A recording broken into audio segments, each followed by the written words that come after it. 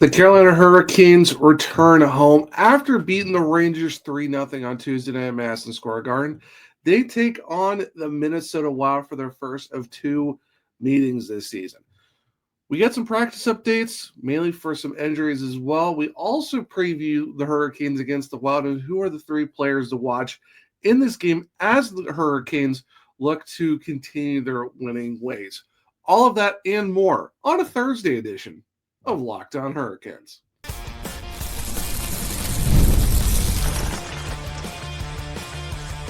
Your Locked On Hurricanes, your daily podcast on the Carolina Hurricanes, part of the Locked On Podcast Network, your team every day. Welcome to the Thursday edition of Locked On Hurricanes, your team every day, part of the Locked On Podcast Network. Thank you to the Everyday for making this your first listen of the day, 5 days a week, Monday through Friday. Talk everything about your Carolina Hurricanes. I'm your host, Zach Martin. I'm the credentialed Carolina Hurricanes beat writer over at the Hockey Writers, also the co-host of the Surgecast, which is a weekly Carolina Hurricanes podcast, along with all my duties here at Locked On Hurricanes.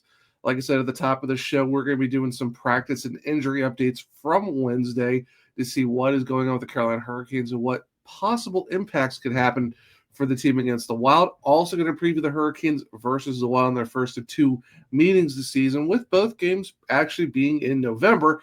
And then who are going to be the three players that that fans need to watch on both sides. But before we jump into all of that, today's episode is brought to you by FanDuel. Download the FanDuel app now by visiting FanDuel.com and win $300 in bonus bets if your first $5 bet wins. Now, on Wednesday, the Carolina Hurricanes had practice following their win against the New York Rangers. So there are some good news on the injury front. We'll get started on that. Keandre Miller, who's been out, since essentially the last Vegas Golden Knights game back on the road trip because he didn't play against Colorado that Thursday of that same week. He's been out with a lower body injury for 6 games. He rejoins the team in a regular sweater. That means, he's able to actually practice. He didn't have the no contact sweater. Also, Eric Robinson, who's been out with an upper body injury, he also joined the team, but he is in that no contact sweater. Now, the lines: Svechnikov, Aho, Stahl, Ehlers, Stankoven, Blake, Marnik, Stahl, Jarvis, Jankowski, Kokoniemi, and Nadeau, with Robinson kind of rotating with Nadeau. And then defensively, Nikishin Walker, Riley Nystrom, Miller, Sheffield, and then Fensore with Legault. And, of course, the goaltenders, Anderson, Bussey, and Kochetkov. Now, when it comes to Miller, Rod Bremmer said he hopes he'll be good to go against the Wild, but the team won't know until this morning on Thursday. And then Bremmer also mentioned he couldn't have played much better at the start. I was so impressed. It's the range, it's the skating ability. His skating ability fits perfectly. He was kind of doing it all for us until he went out. Basically, this is what Bremmer said of Miller before their game against the Rangers. So, and the thing was, he was doing really well for the Hurricanes before the injury. It's unfortunate he got, he missed some time, but it's a good sign that he is essentially back for the Hurricanes, knock on wood that he's good to go. But you look at what Miller's already done up to that point: 6 games, 2 goals, 4 assists, did have the first power play goal for the Carolina Hurricanes, and he was a +1.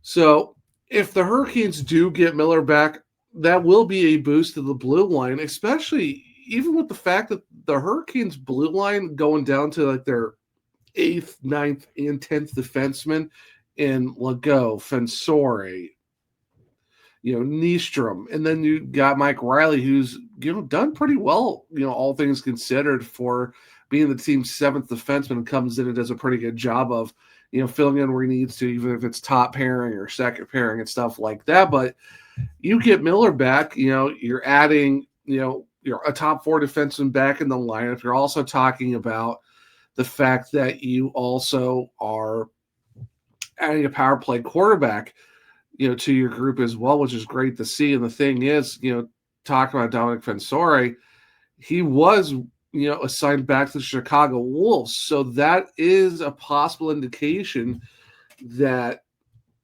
Miller could be going against the Wild, because now you're down to 7 defensemen. You don't have 8 now.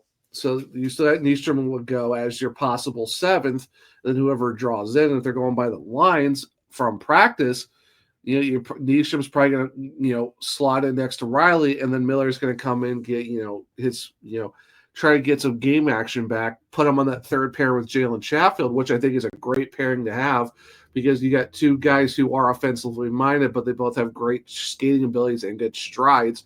And with Chatfield's speed, both of these guys can work really well together. So I think just with the context of, Fensora going back to Chicago, you got Miller coming back in to a regular jersey, how the practice lines looked, I think it's not 100%, but I feel like it's like 99% that Miller could be drawing back into the lineup for the first time in 6 games against the Wild. But you never know. They're looking to see how he's going to feel. This morning, whenever you guys listen to this, whenever you're listening to this, we'll have an indication if Miller is going to be back in for the Hurricanes, which is great to see. So like I said, the blue line has been kind of holding their own. Having to reach down to the 10th defenseman on your depth chart, and now you add one of your top 4 guys back. That's really going to help out. Like I said, that's going to make it great for Tim Gleason, because they've been trying to figure out, power play time and penalty kill and 5-on-5 pairings and stuff like that, because you're trying to just, kind of maintain and tread water and, be able to do what you can do with, having certain guys out that you were hoping to have. So I think this would be a massive boost for the Hurricanes. But in terms of just everything else, it's good to see, Eric Robinson back. Even if it's in a no contact, it's good that he's at least back with the team in some capacity, regardless if it is a yellow no contact jersey. So we'll see how far along Robinson's still out. Supposedly, from what Rod Brennemore said a few weeks ago, he was the longest. He was possibly the guy who's going to be out the longest, but it seems like he's getting coming back a little bit sooner. We don't know a timetable on it, but at least that gives us a good indication that Robinson's maybe hopefully trending in the right direction and coming back sooner rather than later. Obviously, we're still waiting on Carrier and also still waiting on Slavin and Ghost, but at least we get some good news about Miller at least, and also on Robinson. Forward lines, I guess, to touch on that real quick, it looks like it's still going to be the same from the Rangers game, and obviously, how the usual MO is for the Hurricanes. If they do well in a game, especially when you go and get a shutout, they might run it back with the same group. So while Svechnikov, Aho, and Hall had a couple of moments, I feel like that's still not I still think there should be a little bit more tweaking on that line. I don't know if it should be like a or it should be like an Ehlers, Aho, Svechnikov in some instance, or maybe it's Svechnikov, Aho, Jarvis. I'm not really sure. I just think the fact that, you want to spread out the scoring. You know that Jarvis on the third line with the Jordans is, as always, it's still a good line to go if you have to go rely on something, or or we need to get something going, always put him there. I still think where Jarvis was at the start of the season, you got to put him back with Aho. The chemistry is there. They play really well together. And I think Hall on the third line with the Jordans would probably be a little bit better. It's, like I said, we'll see how long these lines last, but not upset with a Svechnikov, Aho, Hall line. I just think that it would be better to have Jarvis with those guys, and maybe if you do have Svech there, maybe you have a little bit of size with the physicality that Svechnikov brings with those 2 guys, but we'll see. I thought Ehlers, Stankoven, and Blank did pretty well together, all things considered. Ehlers did get his first goal, obviously, on the power play, but that's still a good line to have with the fact that you've got a lot of speed and a lot of, playmaking ability with those 3 guys, especially with the fact that Blake is, third on the Carolina Hurricanes with 8 points. Logan Stankoven is tied for 4th with 7. So you do have 2 of your young guys, kind of be in your top 5 behind Jarvis and Aho in terms of points. So we'll see how that goes. But overall, mainly it's just good to see from practice on Wednesday. You got Robinson back in some capacity, even if it's in the yellow no contact, and also that Keandre Miller is back, but could potentially be playing tonight on Thursday against the Minnesota Wild. Speaking of which, what does the tale of the tape say, and what should we hopefully see from the Carolina Hurricanes as they take on the Wild? Well, stick around. We'll talk about that here in a second on a Thursday edition of Locked On Hurricanes. The NBA is back, and there's no better place to get on the action than FanDuel, the official sports betting partner of the NBA. If you miss the start of the game or want to ride the hot hand, FanDuel has live bets on everything from who will score next to fourth quarter comebacks. Plus, you can even combine your live bets into a same-game parlay with a shot at a bigger payout. It keeps every game exciting, especially when your team's making the late push, whether it's your actual team or your fantasy team. Right now, FanDuel is giving new customers $300 in bonus bets when your first $5 bet wins. So head to FanDuel.com to sign up and play your game with FanDuel, the official sports betting partner of the NBA. Welcome back to segment 2 of Locked On Hurricanes, your team every day. All right, so we talked about the practice and injury updates from Wednesday, talked about Robinson and hopefully getting Miller back. All that to say, the Carolina Hurricanes, like I've said, are playing the Minnesota Wild for the first time this season. For the first of 2 meetings, which surprisingly enough, with how some of the schedule has worked, for the Hurricanes, not quite as short of an in-between as the Golden Knights, where they played twice in the span of 8 days. This is the first game where they played in Carolina on November 6th, and then 13 days later, they go back to Minnesota and play the Wild game, 7 p.m. Eastern, FanDuel Sports Network South, and 99.9 The Fan. Of course, Mike a trip on both of those. Looking at the last 5 games of guys who are leading in points, goals, and assists. Points-wise, Kirill Kaprizov, 7 points, Nikolai Ehlers with 3 goals, Kaprizov with 3, Jackson Blake with 2 goals, and then assists, Brock Faber with 6, Nikolai Ehlers with 2.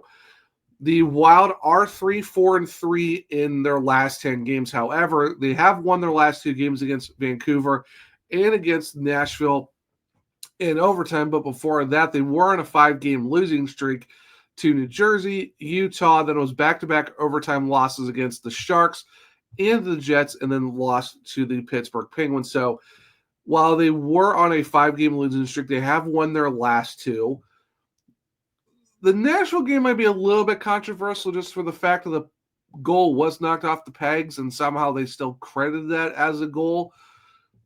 Welcome to the NHL. Things happen like that. So we'll see, if the Hurricanes can snap another winning streak. Like I said, the Wild have won their last 2, but before that they were 3-6-3. So it'll be interesting to see how it works out in terms of, can the Wild be able to keep up their winning streak? But for the Hurricanes, they are 6-4-0 in their last 10, but they are 3-3 in their last 6 games, going back to the shootout win over Colorado, but then the back-to-back losses against Dallas, Vegas, beating the Islanders, losing to Boston in that close one. And then, of course, we all know the Pierre Kochetkov shutout win for the Hurricanes against the Rangers on Tuesday night, 3-0.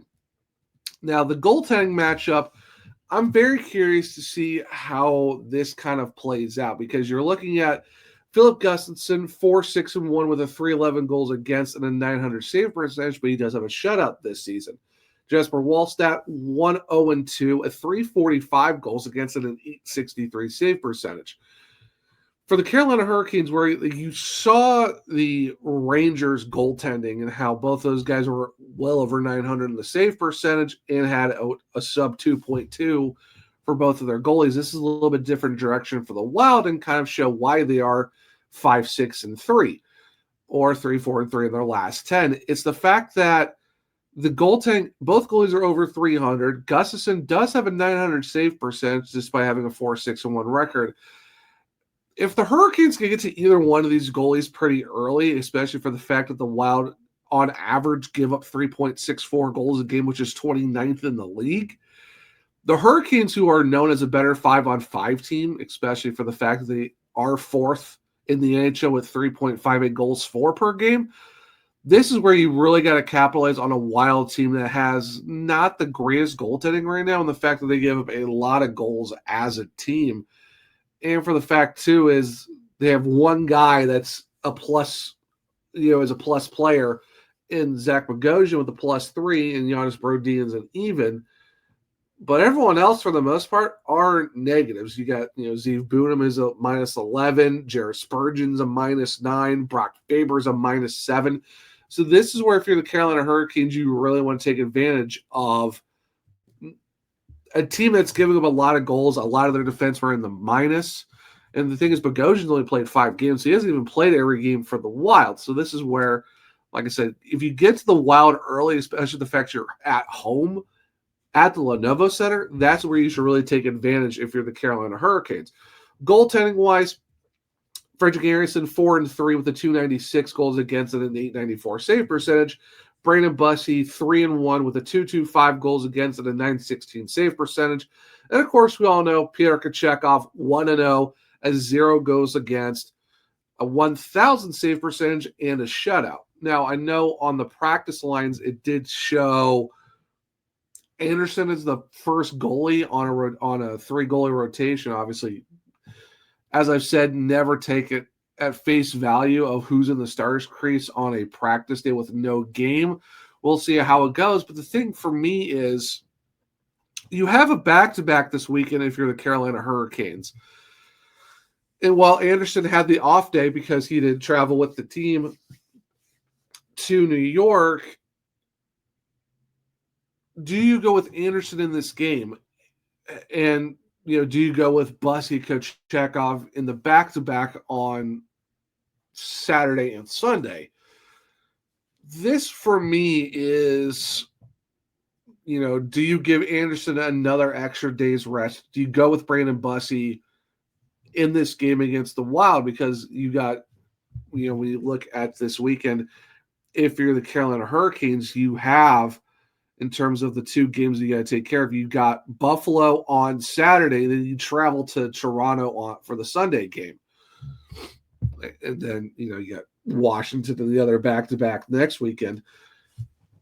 It wouldn't be a bad thing to go with Bussey on, tonight on Thursday against Minnesota. Then you go with, maybe your 1A, 1B of Anderson, Kochetkov against Buffalo and Toronto. But I could see where the Hurricanes like, well, you want to try to keep Anderson fresh, but also don't want him to sit for too long if he's your quote-unquote 1A.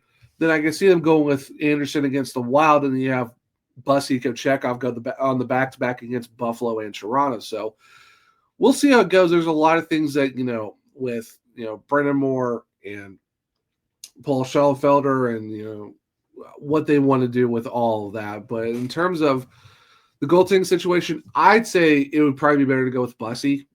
Just that way he gets his game, and then you go with your 1A, 1B tandem of Anderson and Kochetkov. But who knows? We'll see. But I think either way, you really can't go wrong with how basically all 3 goalies are playing right now. Now, I mentioned the goals allowed per game for the Wild, which is 29th, and the Hurricanes are 4th in goals for. The Wild do score on average 2.79 goals per game, but that is 22nd in the NHL, where the Hurricanes are 6th and goals allowed at 2.67. So, like a lot of the other games most recently, the Hurricanes on paper are a better 5-on-5 team.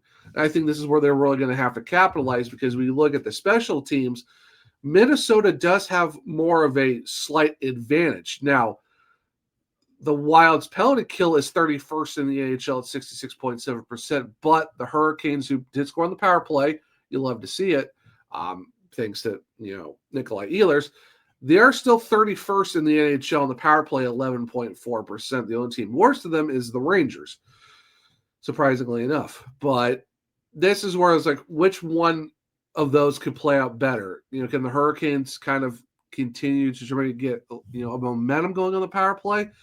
It does possibly help when you're facing the second to worst penalty kill in the entire NHL when it comes to the Wild. However, on the flip side, the Hurricanes are 8th in the penalty kill at 83.7%, so they're slowly working their way back to the top 5, which we usually know that they are, and that's with the fact that you're still doing this without Jacob Slavin and all those guys. So it's still pretty impressive for the Hurricanes penalty kill to still be at least in the top 10.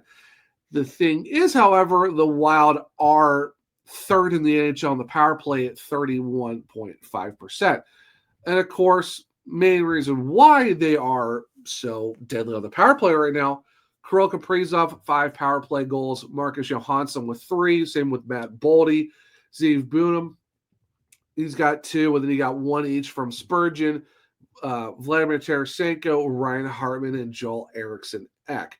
So while the Hurricanes are struggling on the power play for the unfortunate part, the Wild are mainly a really good power play team, despite for the fact that a lot of their guys are in the minuses, and we're talking really high on the minus charts.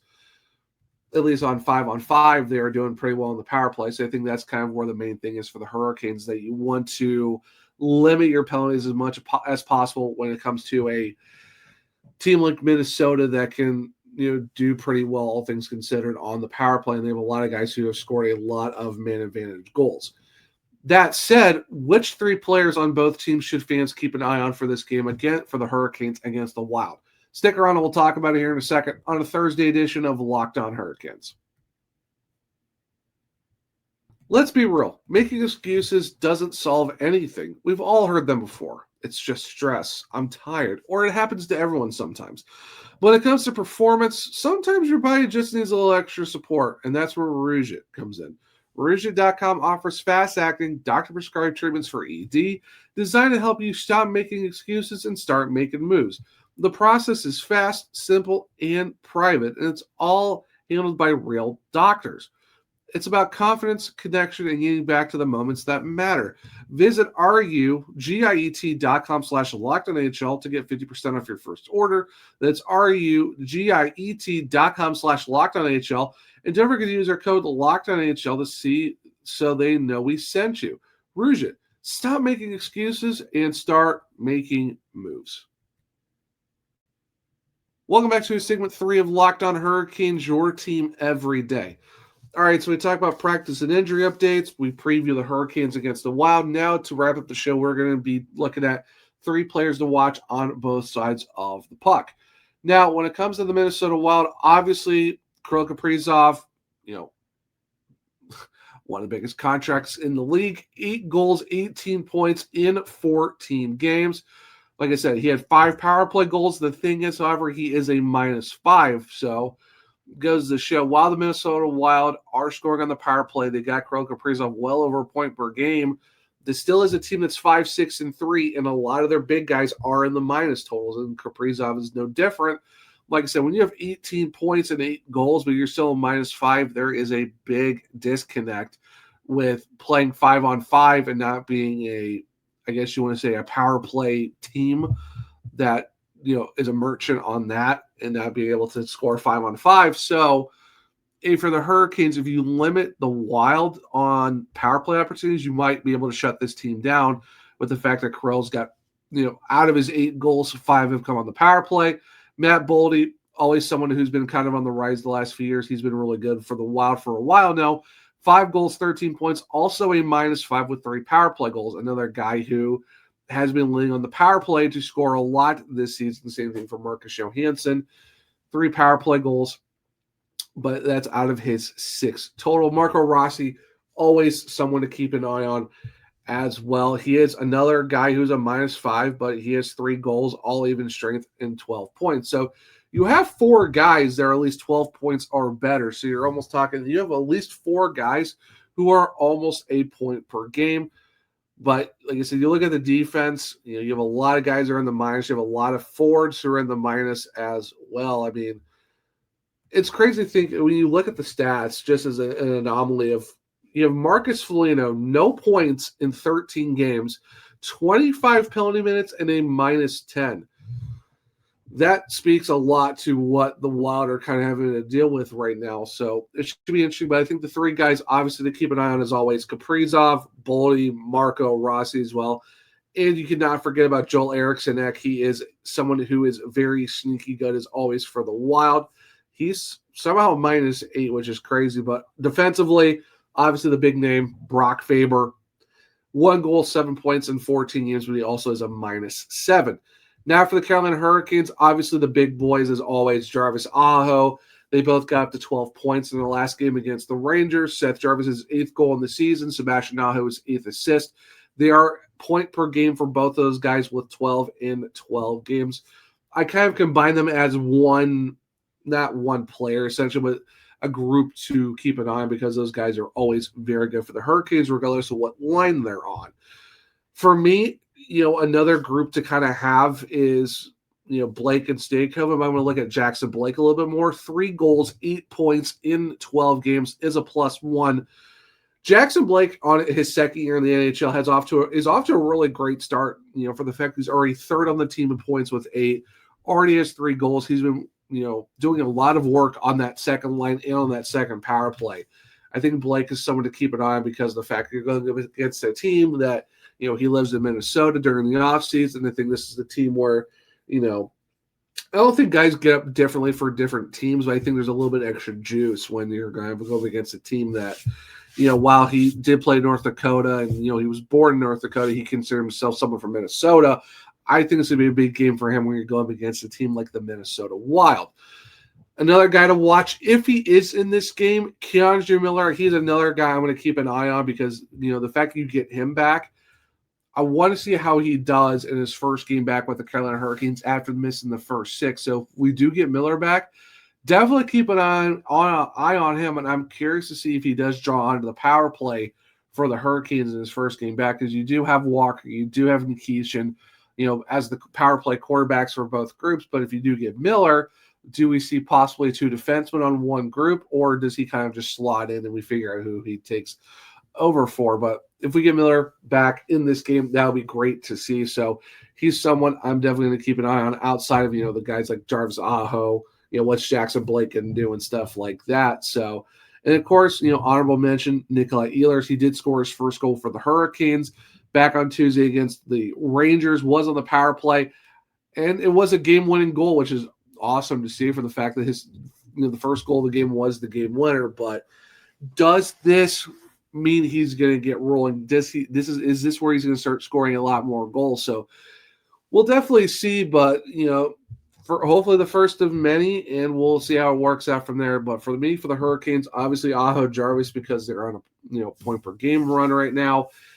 And you got to look at Jackson Blake at the start of the season. You got to look at Miller just as his first game back. And then honorable mention, you got to talk about Nikolai Ehlers because, hey, he scored his first one. Maybe we start seeing a combination of a bunch of these other ones rolling. But for me, that's kind of what you're looking at for the Hurricanes. Like I said, for the Wild, you always got to watch out for Kaprizov, Boldy, Rossi, Eriksson Ek. Defensively, you got to watch out for Brock Faber because, a lot of people kind of watch him and see what he does as kind of one of the main cogs on the Wild blue line. And that's, now you're talking about Jared Spurgeon and all that stuff as well. But it should be interesting for the Hurricanes as they take on the Wild. Of course, it's back home in the Lenovo Center, which we all know is the toughest place to play at. So hopefully they keep the winning run going here in November and, get another win and hopefully break another winning streak that the Wild are carrying into this game. But it should be very interesting to see how it goes on Thursday night on FanDuel Sports South and 99.9 The Fan, where you can watch or listen to the game.